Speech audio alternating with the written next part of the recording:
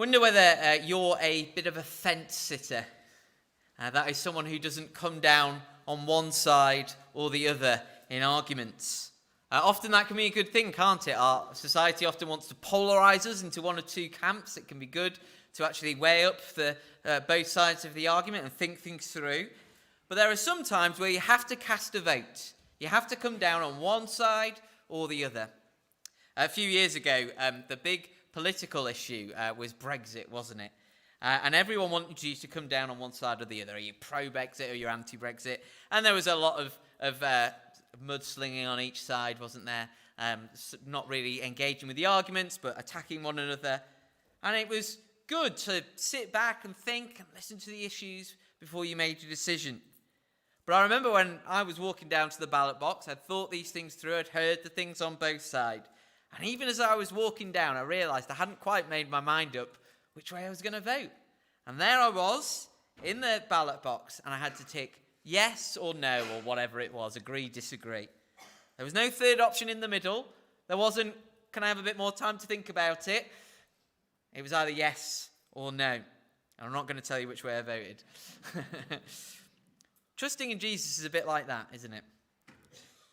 Lots of people waver in the middle. Am I a Christian? Well, I go to church, find lots of the teaching helpful, but I'm not sure I'd go the whole way to describe myself as a Christian. And certainly there's a good thing about spending a bit of time understanding what the issues are, not being forced straight away without thinking about it to decide whether you believe in Jesus or not. Just like it was important to think through that vote. But there does come a time to put your mark in the ballot box. Is Jesus your God, or is he not? How do you possibly make that decision? Well, this group of people, these sort of fence sitters, are the ones Jesus is speaking to today. And Jesus raises two questions that force them to pick a side.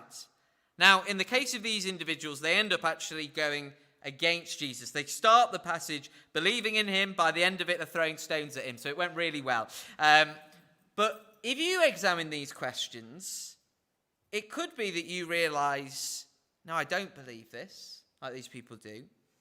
But it could be you realize, actually, I do believe in Jesus. And I do want to live my life for him. The two questions Jesus asks in this passage are very simple. He wants you to ask, who am I? And who is Jesus? Simple as that. Who am I?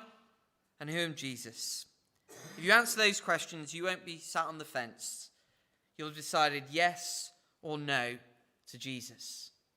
So let's dive in. Verses 31 to 47 answer that first question. Who am I? Jesus tells his audience who they are, and they aren't happy about it. And the same applies to us. If you really understand what Jesus says in verses 31 to verse 47, you're not going to be happy about it instantly. But it's vital to come to terms with. There are three things we learn about our identity in verses 31 to 47. Who am I? Well, you're a slave to sin. You're not Abraham's descendant. And you're not God's child. That's what Jesus has to say. First, you are a slave to sin. We see that in verses 31 to 36. We're at the Jewish festival of tabernacles. Jesus has just told them that he's the light of the world, the one everyone's been waiting for. And we're told at the end of verse 30, even as he spoke, many believed in him. Last time he spoke to the crowds and he spoke to the religious leaders. Now he's gathered those who've responded to that message. And he says in verse 31 to 32, the big message which they're going to be debating for the rest of this passage.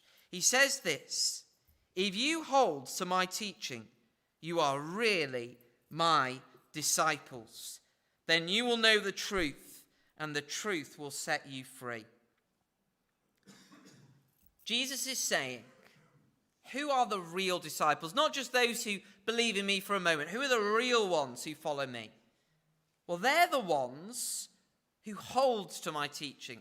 Now, different translations of the Bible was originally written in Greek, so there's different translations. Some will say hold, some will say remain in. The idea is that this teaching isn't just a momentary thing.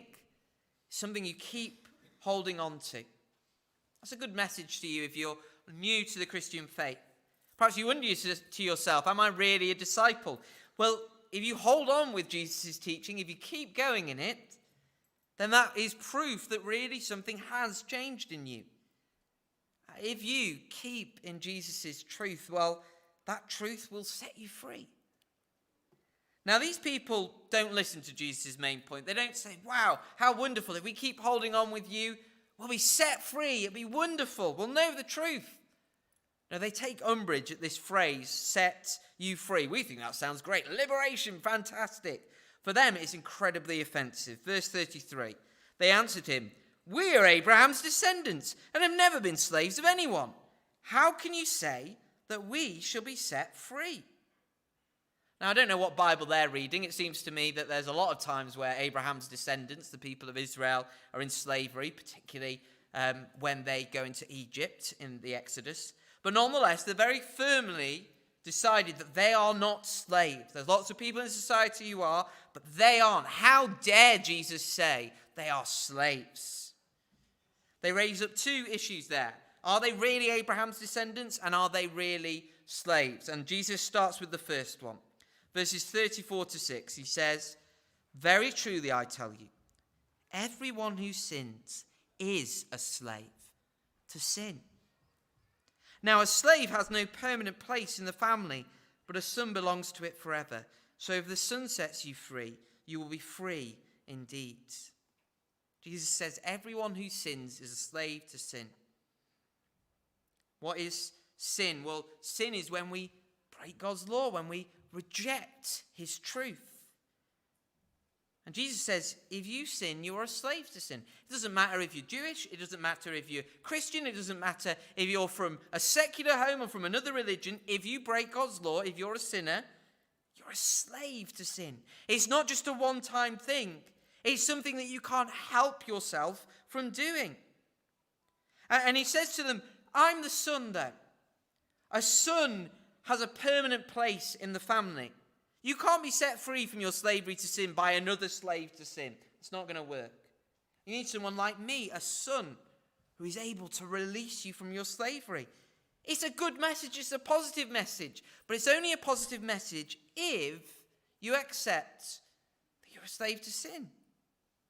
If you accept you're a slave to sin, Jesus says, well, I can set you free, come to me. You've got to accept you're a slave to sin first. So who are you? You're a slave to sin, Jesus says. Now, the other thing they claimed was that they were Abraham's descendants. And that's Jesus' second point. You are not Abraham's children. Now, there's an interesting difference in language here. In verse 37, he says to them, I know you are Abraham's descendants. He seems to say you are Abraham's descendants. But then in verse 39, he says, if you were Abraham's children, then you would do what Abraham did, which seems to imply that they aren't true children. Now, there is a key difference in the words there. You might not have spotted it. In the first one, he said descendants, and in the second one, he said children. And they're two different words in the original as well. So descendants is the Greek word spermos, where we get our word sperm from. And it means that they are genetically descended from Abraham. They are part of Abraham's family line. They have Abraham's genetic material in them. But are they true children? Are they true sons bearing the family likeness? Let's see what Jesus says. Verse 37. I know you are Abraham's descendants, yet you are looking for a way to kill me, because you have no room for my word. I'm telling you what I've seen in the Father's presence, and you're doing what you've heard from your father. Jesus says, I know you're physically descended from Abraham. I know if you went to DNA.com, they'd have Abraham in your 100% or whatever. But you're trying to kill me because you don't have room for my message. And the reason you don't have room for my message is your true father isn't Abraham. As he'll point out later on, your true father is the devil. You are not following Abraham's example, therefore you aren't true children. Now, verse 39 to 41 feels like it goes over the same material again. If you've ever been in a theological argument with someone, you'll know that happens all the time. This is how we know it's true, because people do go round and round in circles, and that's what happens here. Verse 39, Abraham is our father. They answered, if you were Abraham's children, said Jesus, then you would do what Abraham did. As it is, you're looking for a way to kill me, a man who's told you the truth that I heard from God. Abraham did not do such things. You are doing the works of your own father." Sometimes when people have been adopted, they get asked, "Who's your real mum and dad?" And what they would generally say is, "My real mum and dad are the ones who raised me throughout my life. Yes, there's the ones who I'm genetically descended from, my birth mum and my birth dad, but they're not my true mother and father. They had nothing to do with me. My real mum and dad are my adopted parents because they're the ones who shaped my life." And it's similar to what Jesus is saying here. You may be physically descended from Abraham, but it's as if you were sold off and adopted into a different family, and that the devil was the one who raised you, because you don't do what your father Abraham would do. In those days, sons always did what their dads did. If your dad was an ironmonger, you were an ironmonger. If your dad was a farmer, you were a farmer. Well, they're not true sons of Abraham because they don't do what Abraham does. Now, perhaps there might be someone from Jewish descent here this morning, physically descended from Abraham. Jesus would say it's not enough to be genetically connected to Abraham. You've got to follow Abraham's example. Probably more likely, we have people amongst us who are children of Christians. And the argument runs the same. Of course I'm a Christian. My mum and dad are Christian. My grandparents are Christian. I believed in God forever and a day. Jesus would say you're only true children of your parents if you do as they did and listen to my words. So who am I? Well, according to these verses, you are a slave to sin. You're not Abraham's children. And now on to a third thing. You are not God's child. The people doubled down. We are not illegitimate children, they protested. The only father we have is God himself. Now, that might be a little dig at Jesus because nobody knows who his dad is. But they're claiming we're not illegitimate. We've descended from Abraham. And that means not only are we descended from Abraham, we're God's children. And again, Jesus' logic is the same. If you claim to be of God, you do what God wanted you to do. Verse 42, Jesus said to them, "If God were your father, you would love me, for I've come here from God. I've not come on my own. God sent me." You're not children of God any more than you're children of Abraham. You'd love me if you were from God, because God loves me. Jesus goes on to identify whose child they are a child of. Verse 43, "Why is my language not clear to you? Because you're unable to hear what I say." Not you're refusing to hear, you're unable to hear. It's like the words are coming into their ears and they're being snatched away. Their slave master, the devil, won't allow them to hear it. Verse 44, "You belong to your father, the devil, and you want to carry out your father's desires. He was a murderer from the beginning, not holding to the truth, for there is no truth in him. When he lies, he speaks his native language, for he is a liar and the father of lies." He says, you're not like God, you're much more like Satan. He was a murderer from the beginning, and you are trying to murder me. He was a liar from the beginning, and you don't listen to me telling the truth. He finishes off, "Yet because I tell the truth, you don't believe in me. Can any of you prove me guilty of sin? If I'm telling the truth, why don't you believe me? Whoever belongs to God, hear what God says. The reason you do not hear is that you do not belong to God." It's not because I'm a liar that you don't listen to me, Jesus says. It's because I tell the truth. Those who don't belong to God but belong to the devil don't hear what I have to say. He even says, none of you can prove me guilty of any sin. That is an astonishing claim, isn't it? Imagine if I stood up here and said, "Can any of you convict me of sin?" We would not get home for tea with the amount of accusations that would come in. But in this whole crowd of people, not one of them has seen Jesus lose his temper once, break a law once. That is because he's the only true child of God. The rest are descendants of Satan. Now that is a hard truth from Jesus. The Jews of that time struggled to believe it, and many of us do today. Who are you? Jesus says you're a slave of sin. You're not a son of Abraham, and your father is not God. You are a slave to sin. What is sin? Sin is rejecting or ignoring God in the world he created, not being or doing what he requires in his law. Is that true of you? Have you ever sinned even once? Of course you have. Jesus is the only person who can say he's never sinned. So you are a slave of sin by that logic. You're not Abraham's children. Again, probably none of us here are genetically descended from Abraham. But all of us want to think we get a free pass. Perhaps because of our parents, perhaps because of the country we were raised in. Now Jesus says you can't just inherit knowing God. You've got to believe for yourself. And you're not even God's children. You don't belong to his family if you don't accept and love Jesus. Now, the Bible does sometimes say that everybody is a child of God, that he's the father of mankind and that he's the creator of all.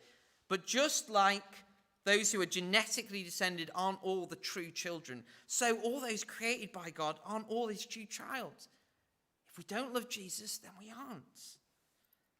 Now, that's a hard truth, but Jesus says, whoever belongs to God hears what God says. If God is at work in your heart, you'll recognize the truth of Jesus' statements. And you'll recognize how dangerous a situation it is to be without Jesus. Remember where we started. He said, if you hold to my teaching, you are really my disciples. Then you will know the truth, and the truth will set you free. Even those difficult, hard truths that we want to reject, if we believe them, then we'll be set free. By nature, you are a slave of sin, but if you trust in Jesus, you can be set free from sin. By nature, you're not a child of Abraham, but if you trust in Jesus, you can become a child of Abraham. By nature, you're not a child of God, but you can become a child of God. If you come to Jesus, then he will set you free. If you recognize that you are enslaved, then come to Jesus, and he will set you free. Now, Christians, which I'm aware is the majority of us in this room, because you're trusting in Jesus, you are already free. These are all past tense for you. You were slaves to sin. You were not Abraham's children. You were the children of the devil rather than the children of God. But now you've been set free. What does Jesus say to you? He says, hold to my teaching. Keep this in mind. Don't go on from it. Don't think you've grown past needing to recognize your own sinfulness. You were saved because Jesus saved you, not because you deserved it. You were a slave. You needed him to set you free. Only if you recognize the truth of these statements will you keep coming back to Jesus as the true source of everything you need. Who am I? Or more specifically, who am I if Jesus doesn't set me free? I'm a slave to sin. That's the first question Jesus wants you to ask. Now, the second important question we said he wants to answer is, who is Jesus? And we see that answered in verses 48 to 59. Now, the tables turn in the conversation. All of the focus has been on the people. Who are you? And now it turns on to Jesus. And they basically accuse Jesus of exactly the same things he accused them of doing. And in these verses, we learn that Jesus is not a slave to sin, that Jesus is greater than Abraham, and that Jesus is a true son of God. In fact, he is God himself. So verses 48 to 51, Jesus is not a slave to sin. The hearers accuse him of this in verse 48. The Jews answered him, aren't we right in saying that you are a Samaritan and demon-possessed? Now, those are two accusations that fit what Jesus said to them. A Samaritan is not a true descendant of Abraham. They're a kind of half-breed. And the demon-possessed person is someone who is enslaved to sin. So they're saying, you said that we're slaves to sin. No, you're the slave to sin. It's a bit like being on a playground when somebody says, no, you are, because they can't think of a good comeback. That's basically what's happening here. Jesus calmly responds in verse 49, I'm not possessed by a demon, but I honor my Father, and you dishonor me. I'm not seeking glory for myself, but there is one who seeks it, and he is the judge. Very truly I tell you, whoever obeys my word will never see death. What he's saying is, I can't be possessed by a demon. because I honor my Father who is God. Demons don't honor God, and I'm honoring God. You, however, are dishonoring me by saying this. And that matters because while I'm not seeking to glorify myself, God the Father is seeking to glorify me. And he's going to judge you for those words that you have spoken against me. And yet then, as ever, he doesn't turn away from them and say, "Be gone with you," for that insult. He offers them even then salvation. Very truly I tell you, whoever obeys my word, whoever believes in me, will never see death. Far from being Satan the murderer, Jesus is the one who rescues from death. But they don't take the offer. No, they move on to Jesus' relationship with Abraham in verses 52 to 56.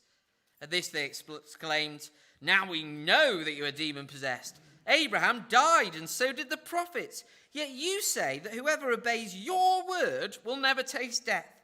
Are you greater than our father Abraham? He died, and so did the prophets. Who do you think you are?" So before Jesus came, there were Abraham and all of these prophets in the past. And they're saying, are you claiming to be greater than them? They couldn't help us escape death. You're saying that you can? And the honest answer is yes, that is exactly what Jesus is saying.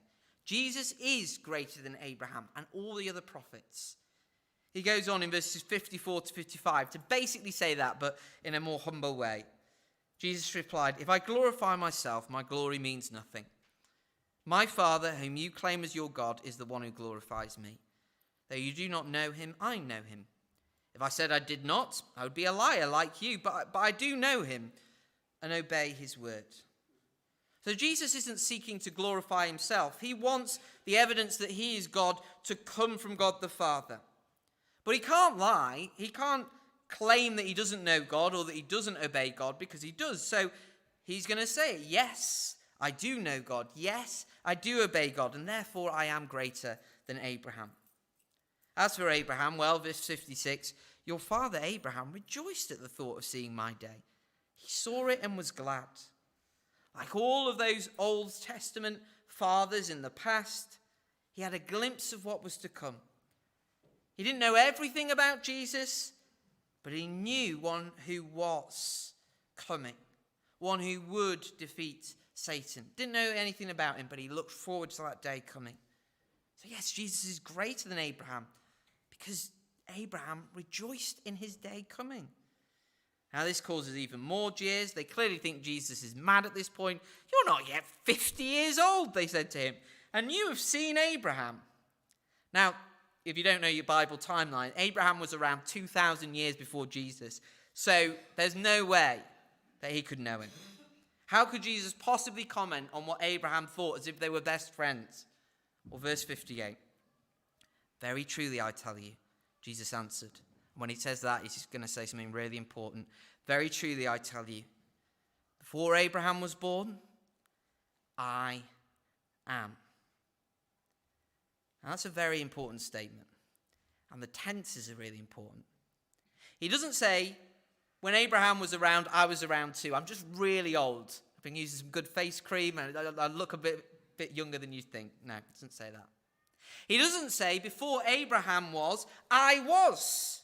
I've always existed ever since the creation of the world. That would be a big enough claim. But that's not what he says. He says, before Abraham was, I am. Present tense. Now, there's only one person who uses the phrase I am on its own in the Old Testament scriptures, and that is God himself. You see, God is outside of time. So in a sense, you can never really talk about the past with God or the future with God. God kind of sits above time and sees the whole thing as one entity. So that there was never a time when he was this way or will be that way. He just eternally is. He just can say, I am. Always the same, never changing, the same yesterday, today, and forever. And so when God appears to Moses, and Moses asks him his name, God tells him, I am who I am. That is what you're to say to the Israelites. I am has sent me to you. In a sense, every other name of God is just comparing him to something in our world that's not quite as good. We could say God is the king, but he's much greater than a king. We could say that God is love, and that's true, but his love's so much greater than our love. We can't possibly conceive of what his love is. Ultimately, we have to turn to God and say, God is God's. He is. There's nothing that compares with him. So when Jesus says, before Abraham was born, I am, he's claiming to be God. Now, the Jews clearly get that implication, because in verse 59 we read, at this they picked up stones to stone him, but Jesus hid himself, slipping away from the temple grounds. Why are they trying to stone him? Well, because stoning someone to death is the punishment for blasphemy, when someone claims to be God when they are not. Now, of course, Jesus would be blaspheming, unless, of course, he is God, which he is. And if they misunderstood Jesus, Jesus could have said, hold on, guys, whoa, you misunderstood me here. I'm not claiming to be God. Or John could have written, now they thought he was claiming to be God, but let me just clarify for you what is really true. But no, Jesus and John very clearly testify that this is the truth. Jesus has always been and always will be. John lets this be the end of a big section that's run all the way since the start of chapter 7, where people have been debating who Jesus is. It ends by saying, I am. That's who Jesus is. Who is Jesus? Well, he isn't demon-possessed.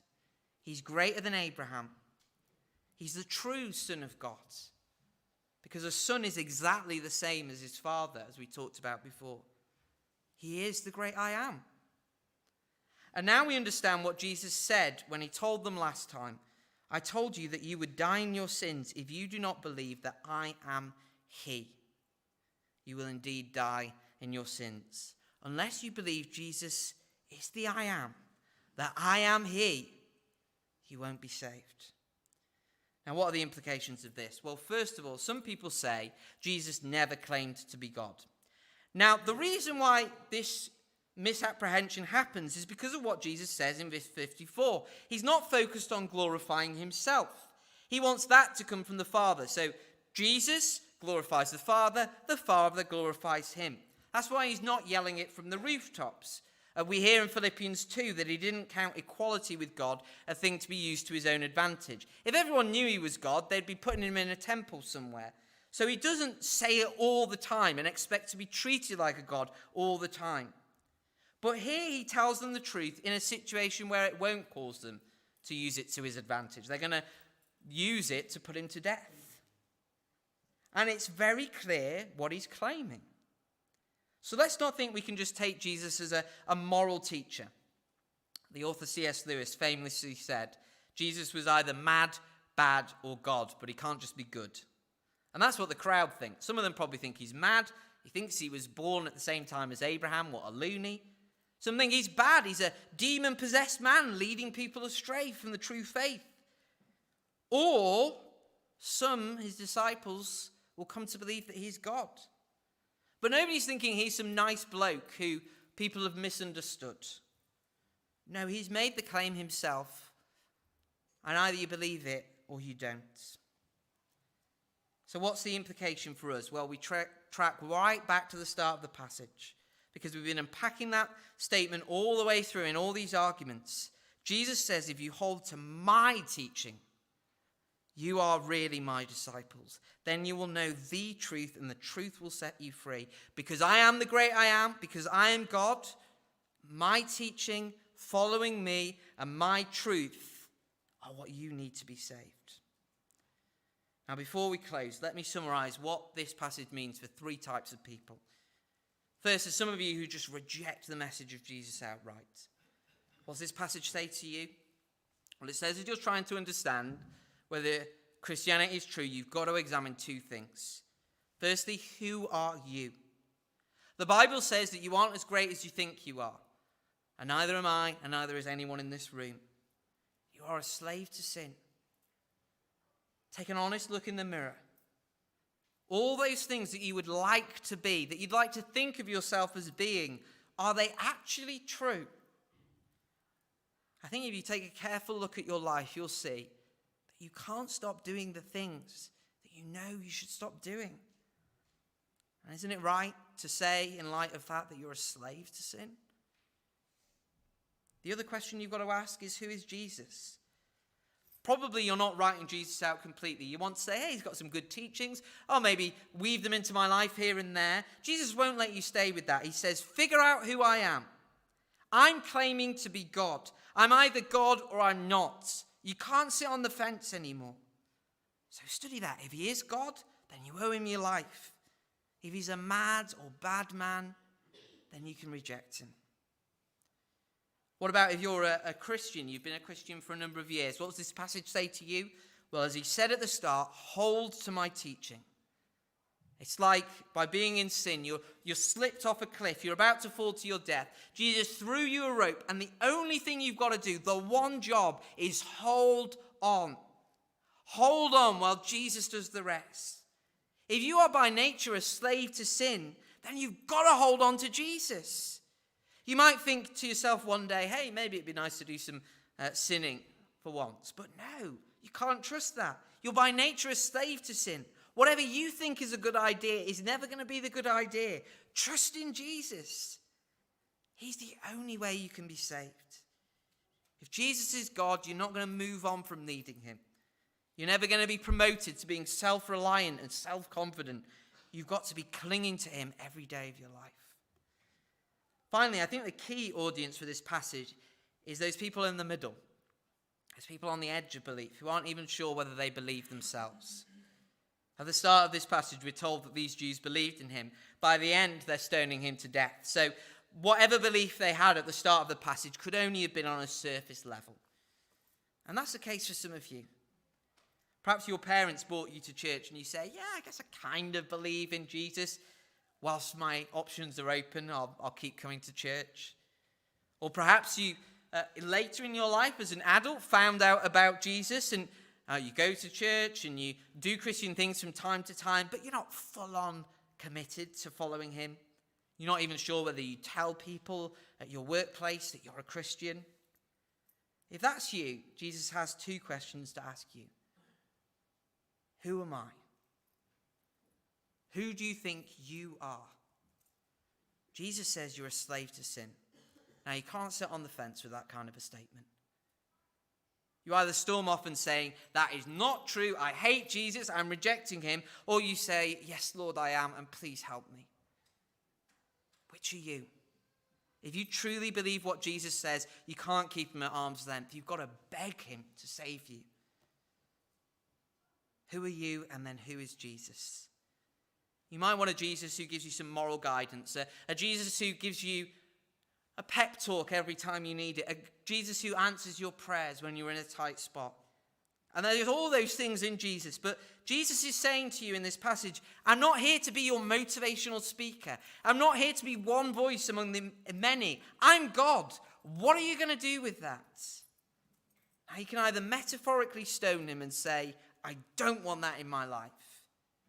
Or you can bow the knees and say, yes, you are my God, and I will follow you all my days. But there is no middle ground. Where are you? No fence sitting. No seeing how things work out. Are you willing to accept that you're a slave to sin? Are you willing to accept that Jesus is God? If the answer to those questions is yes, then you have been set free. You are truly saved. If the answer is no, then don't pretend that you're following Jesus. Jesus says, if you hold to my teaching, you are really my disciples. Then you will know the truth, and the truth will set you free.